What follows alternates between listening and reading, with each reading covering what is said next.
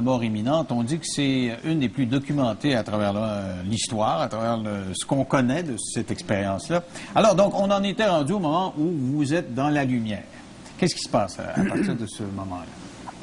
Ben déjà que j'ai vécu un moment merveilleux, un moment que je n'oublierai jamais, un moment que j'ai la chance de revivre chaque fois que j'y pense. Et si vous voulez, je suis joyeux, je sais que bientôt je vais mourir, parce que j'ai 80 ans, donc j'ai quand même une espérance de vie limitée. Et vous avez hâte de mourir? Quand Pas même. du tout. J'espère. Pas du tout. Non, non, parce que je crains la mort, par la souffrance qu'elle risque de m'apporter. Mais la chose qui est merveilleuse, c'est que je sais où je vais. OK. Et je sais que je vais retrouver cette lumière. Car auprès de cette lumière, j'ai vécu des moments, un moment, je ne sais pas de combien était de secondes ou de minutes, mais un moment merveilleux que je n'oublierai pas et qui a transformé ma vie d'ailleurs. Elle m'a transformé totalement. Mais on va en parler tantôt, mais parlez-moi de votre retour, parce que Voilà. la question qu'on se pose, si c'est si intéressant que ça, puis le fun, pourquoi pas rester là? C'est pas vous qui décidez ou?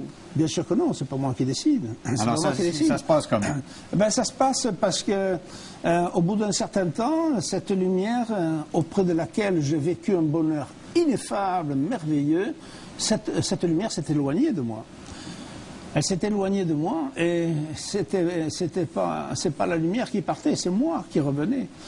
Et alors autant le bonheur que j'avais auprès de cette lumière a été grand, autant la tristesse m'a envahi à ce moment-là quand je suis reparti, quand je suis redescendu dans ce tunnel. Et disons que à ce moment-là, j'étais d'une tristesse infinie. Mais, si vous voulez, j'avais quand même une résignation. Une résignation car j'ai emmené un petit peu de cette lumière avec moi. Êtes-vous repassé par la chambre noire? Non, pas du tout. Le même chemin, non, j'ai refait le même chemin. J'ai refait le même chemin et je suis revenu dans la salle d'opération. Je suis repassé au-dessus du corps de la personne que l'on opérait et je le réintégrais. Et je le réintégrais par la fontanelle. J'ai réintégré ce corps par la fontanelle et il est redevenu à ce moment-là mon corps. Et je l'ai réintégré avec, je dis souvent cela lors de mes conférences, comme une main épouse un gant. Autrement dit, j'ai réhabilité mon corps. Il est redevenu le mien. Mais à ce moment-là, j'ai recommencé à souffrir parce que je suis redevenu moi-même. Mais si vous voulez, ça a été pour moi un moment fabuleux. Tantôt, vous m'avez parlé, oui. vous me parlez de la salle d'eau. Vous m'avez dit que ça peut être important, pour vous ne revenez pas là-dessus. C'est quoi le rapport avec la salle d'eau? Alors, la salle d'eau, je vous ai raconté quelque chose voilà, c'est toute mon NDE que je viens de vous raconter. Mais quand vous avez des confrères qui ont vécu eux aussi des NDE, parce qu'en France, le dernier détail, nous sommes 2 millions et quelques d'avoir vécu des NDE. Et lorsque je fais des conférences, je demande toujours dans la salle, y a-t-il des gens qui... Et il y a 5, 6 personnes qui le disent. Mais si vous voulez, je n'ai pas trouvé de réponse dans l'immédiat à tout ce que j'avais vécu. Mais petit à petit, ça s'est fait. J'ai été, comment dirais-je, avec une fièvre de 41 degrés. Il n'y avait pas de perfusion à l'époque. La seule chose qu'avait dit le médecin, vous n'avez pas à boire pendant 2 jours. Point, c'est tout. Mais déshydraté comme j'étais, je me suis rappelé que lorsque de ce voyage si particulier, en poussant 2 portes, j'avais vu un poste d'eau. Donc je me suis levé, alors que j'étais dans un état lamentable, et je suis allé boire à ce poste d'eau que j'ai trouvé en poussant 2 portes. Donc vous saviez où c'était? Donc je savais où c'était. Vous vous souveniez? Première chose, donc l'importance que je vous disais tout à l'heure du poste d'eau. Et ensuite de quoi, quelques mois plus tard, lorsque j'allais un peu mieux, puisque j'ai été le premier Toulousain à bénéficier de la pénicilline, du bistouri électrique qui en même temps, parce que j'ai eu le foie qui a été touché, et en même temps qu'il pouvait sectionner, il cicatrisait. Donc la masse qui était le foie n'était pas sanguinolente. Et quelques semaines plus tard, j'ai demandé à ce que l'on m'amène à la fenêtre. Et comme on passe tout un grand malade, donc on m'a amené auprès de cette fenêtre et j'ai plongé mon regard tout de suite sur le côté gauche et je le vois en même temps que je vous le dis. Et j'ai vu un garage de vélo. Donc ce que vous avez vu, c'était conforme à ce que vous aviez senti. Sauf la dernière fois, quand j'étais en l'air et que j'avais vu ça de nuit, il y avait 3 vélos. Alors que nous étions 2 jours et que j'ai vu, il y avait 22 vélos. C'est tout. Et j'ai jamais vu quelque chose d'aussi beau qu'un garage de vélos. Mais je disais quelque part la plaque là, dont vous m'avez parlé aussi. Parce que je finis l'histoire de mon... Parce que, si vous voulez, si à ce moment-là, j'ai compris que, d'une manière définitive, que si le garage de vélo existait, si le poste d'eau existait, la lumière aussi existait. Et alors, le bonheur infini m'a envahi. Et la plaque, elle a été vérifiée par la suite, parce que j'ai eu une relation extrêmement forte avec le chirurgien qui m'avait opéré. Et disons que tous les jours, il venait à mon chevet. Il a d'ailleurs été obligé de faire une déclaration à l'Académie de médecine pour dire ce qu'il avait fait, car j'ai été un des premiers Français à être opéré du foie. Car à l'époque, qui disait mort, le foie étant touché, la mort était inéluctable. Et de ce fait, quelques jours plus tard, quand je lui ai dit au médecin, lorsqu'il me changeait mon pansement, il m'enlevait des morceaux de foie qui remontaient encore par le trou béant que j'avais, je lui ai dit, au fait, docteur, vous avez mal fait votre travail, car à un moment donné, vous aviez mon foie sur la main droite, vous l'avez mis sur la main gauche, et vous avez taillé, vous avez enlevé une partie du foie. Ah oui, il m'a dit, c'est vrai, on te l'a dit? Et non, je dis, je l'ai vu. Et j'avais beaucoup de fièvre, il s'est dit, celui-là, il est un peu bizarre, il confond un peu ce qu'on dit, il est halluciné. Donc, il n'a pas fait tellement d'allusions, mais quand même, ça a travaillé. Il venait de temps en temps me dire, mais au fait, tu m'as raconté que tu m'avais vu faire ça, comment ça peut se faire? Oui, je lui ai dit, comme j'ai vu une plaque sous la table d'opération. Comment? J'ai jamais eu, il y a 10 ans que je suis que j'opère sur cette table, je n'ai jamais vu de plaque sur cette table. D'ailleurs, il me dit, attends, je vais aller voir. Et il est parti à la salle d'opération et il est revenu 5-6 minutes plus tard, blanc comme un linge, en me disant, elle y est.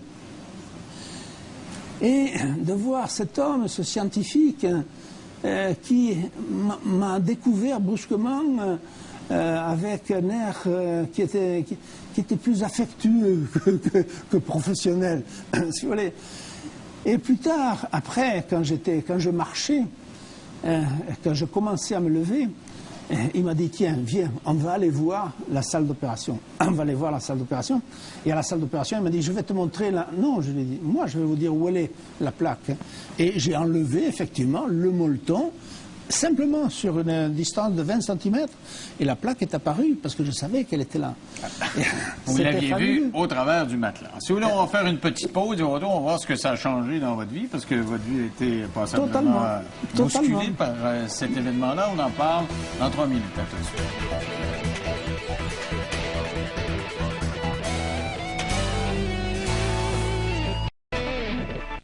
Avec moi, M. Jean Morzel, qui nous raconte son expérience de mort imminente. Vous savez, ce que vous avez vécu là, il y a plein de psychologues qui disent, écoutez, ce sont les symptômes d'un cerveau qui manque d'oxygène et tout le monde qui manque d'oxygène voit des lueurs blanches, bleues, vertes et a l'impression de sortir de son corps. C'est un symptôme du cerveau qui ratatine. Qu'est-ce que vous répondez à ça?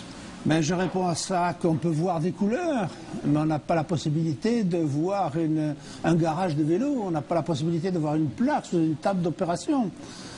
Parce que, si vous voulez, moi j'ai vu des choses concrètes, c'est la seule chose qui me caractérise un peu des autres personnes qui ont vécu des choses comme moi. Mais vous aviez pris du chloroforme, oui, bien sûr. Peut-être pas une divagation due à la drogue, non? Mais non, le chloroforme a servi à m'endormir. si vous voulez, à me faire tomber dans un espèce de coma. Donc, si c'est vous pas un voulez. rêve que vous avez fait là? Mais pas du tout, c'est pas un rêve. Je n'aurais pas pu voir une plaque sur la table d'opération. Je n'aurais pas pu voir un garage de vélo. Je n'aurais pas pu aller. Comment aurais-je pu connaître que j'avais vu un garage de vélo, comme je vous le disais? Pourtant, je ne connaissais pas l'histoire. Vous avez mis 40 ans avant de raconter votre je histoire. Pourquoi? Je me suis tu pendant 40 ans parce que j'avais vécu une chose merveilleuse, j'avais vécu quelque chose d'extraordinaire. Et ça m'étouffait, je voulais en parler. J'en avais un peu parlé avec mon chirurgien qui m'avait un peu écouté, qui lorsque je lui avais montré la plaque, il m'avait serré fort contre lui, parce que vraiment ça a été une émotion intense pour l'un comme pour l'autre. Mais j'ai voulu en parler, j'ai dit, tu sais maman, à ma mère qui était à côté de moi, c'était la seule personne à qui je pouvais en parler. Je lui ai dit, il m'est arrivé quelque chose d'extraordinaire. J'ai vécu quelque chose d'inouï.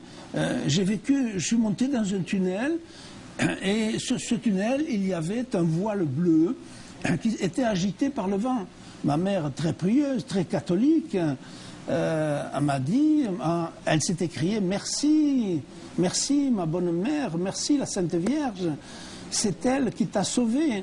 Elle a foncé à Lourdes et elle m'a mis une plaque. Et elle n'a su que l'histoire du voile bleu. Si elle avait su le reste, elle m'aurait construit une cathédrale. Donc c'était quelque chose d'extraordinaire. Donc je me suis tu, parce que c'était tellement beau, tellement grand pour moi, que je ne voudrais pas être pris pour un fou. Peut-être, mais c'était pas important. Mais ça a duré combien de temps? Là? Parce que quand vous nous racontez ça dans le détail, on a l'impression que ça a pris... vous étiez presque mort depuis 15 jours, là, presque momifié, parce que vous y allez seconde par seconde. Ça a duré combien de temps? Je ne sais pas. Je sais que mon opération a duré 3h30. C'est tout ce que je peux savoir au point de vue de temps. Mais combien de temps je suis resté près de la lumière, je n'en sais rien. Mais le peu de temps que j'y suis resté, elle m'a marqué à vie. Alors, qu'est-ce que ça a changé dans votre vie? Vous dites que ça a été transformé. Tout. Quoi? Mes valeurs ont changé. J'ai eu une petite entreprise que j'ai dirigée, que m'a laissé mon père, mais je n'ai pas essayé de gagner de l'argent. J'ai été un patron, je crois, pas tellement paternaliste, mais mes ouvriers, je dis mes ouvriers maintenant, mais c'était mes collègues de travail. J'ai eu une vie tournée vers les autres. Je suis beaucoup plus tolérant avec les autres. Je suis heureux de vivre, car si vous voulez, je ne savais pas, parce que je me suis tué pendant 40 ans, pourquoi ça m'était arrivé à moi. Mais j'ai su maintenant que maintenant ça m'est arrivé pour que je sois devant vous aujourd'hui et pour que je dise aux gens qui nous voient, aux gens qui nous écoutent, n'ayez plus peur de la mort. Qu'on ait peur de mourir, c'est vrai. Mais vous avez peur de mourir quand même, me l'avez dit tantôt. J'ai peur de souffrir de la mort. Okay. Mais je n'ai pas peur de mourir. Si on me disait que tu vas mourir le 25 décembre de l'année qui vient, je me préparerai, mais c'est tout. Avec mon épouse, qui absolument suit mes idées à fond et qui m'aide beaucoup dans ce qu'elle me fait, dans les conférences que je fais, je suis heureux. Mon enterrement est déjà prêt. Et quand je rentre, mon corps rentrera dans l'église, parce que je me ferai quand même enterré par l'église, le chant qui serait prévu, c'est « Oh, happy day ». De bonne humeur. De bonne humeur. Et j'espère que les gens vont rire. Vous savez, la principale critique qu'on entend quand on entend des témoignages comme le vôtre, c'est ça a tellement l'air intéressant de partir que ça peut inciter au suicide. Qu'est-ce que vous dites de ça? Mais non, je n'ai pas du tout envie de me suicider parce que je sais que je suis mort tel jour, que je mourrai tel jour, que le reste m'appartient et je ne vois pas la raison pour laquelle je vais me suicider parce que j'ai un travail à faire sur cette terre et mon travail n'est pas encore fini. Je suis jeune encore. Oui, un petit 80. Un petit 80. Qu'est-ce que vous voulez que ce soit? M. Morzel, vous avez publié des livres et là je vais les nommer parce que la dernière fois j'ai eu beaucoup de courriels des gens qui voulaient avoir les titres. Ça s'appelle Témoignage d'éternité après la mort, la vie, aux éditions Aquarius. Oui. Et également Tout commence après, mes rencontres avec l'au-delà, aux éditions CLC. Jean Morzel, donc. Et puis, vous donnez des conférences, là, ça apparaît au bas de l'écran. Conférence le jeudi 26 juin et le jeudi 3 juillet à 19h30 à l'espace Transparence rue Clark, au métro de Castelnau. Merci beaucoup, M. Morzel. Je vous en remercie infiniment. Bye-bye. Merci. C'est tout ce qui nous concerne. Merci d'avoir été là. J'espère que vous avez vécu de bons moments. Ça a été mon cas. On se retrouve demain.